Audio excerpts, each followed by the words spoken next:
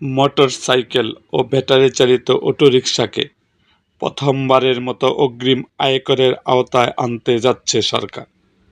আগামী 2026-27 অর্থবছরে বাজেটের সিসি বেঁধে মোটরসাইকেলে বছরে 2,000 থেকে 10,000 টাকা এবং এলাকা ভেদে ব্যাটারি চালিত অটোরিকশা 1,000 থেকে 5,000 টাকা কর আরোপের প্রস্তাব থাকছে। অর্থ মন্ত্রণালয় সূত্রে এ তথ্য জানা গেছে।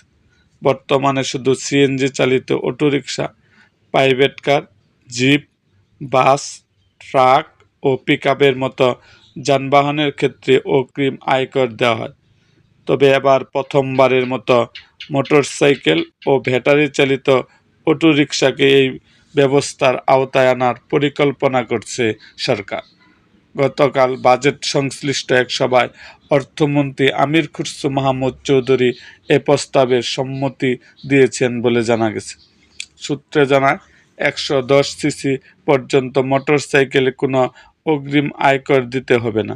তবে 111 থেকে 125 সিসি পর্যন্ত মোটরসাইকেলের ক্ষেত্রে বছরে 2,000 টাকা, 126 থেকে 165 সিসির ক্ষেত্রে 5,000 টাকা এবং 165 সিসির বেশি মোটরসাইকেলের ক্ষেত্রে বছরে 10,000 টাকা অগ্রিম আয়কর দিতে হবে।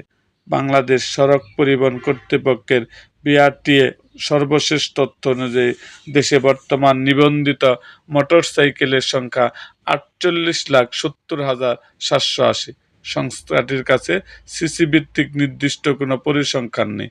তবে 110 সিসি বা এর নিচের মোটরসাইকেলের সংখ্যা 10 লাখ ধরে হিসাব করলে করযোগ্য মোটরসাইকেলের সংখ্যা দ্বারা পায় 38 লাখ।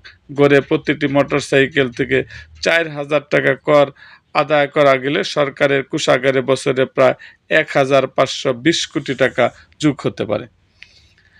বর্তমানে মোটরসাইকেলের ক্ষেত্রে এককালীন নিবন্ধিত ফি এবং 2 বছর পর পর রুট ট্যাক্স দিতে হয়।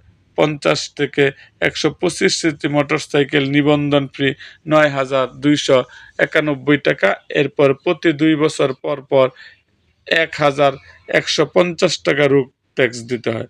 125 সিসির বেশি মোটরসাইকেল নিবন্ধন ফি 11,764 টাকা এবং 2 বছর পর পর এই 2,300 টাকা রুট ট্যাক্স দিতে হয়। তথ্য অনুযায়ী বর্তমানে সিএনজি চালিত অটোরিকশার ক্ষেত্রে অগ্রিম আয়কর 2,500 টাকা।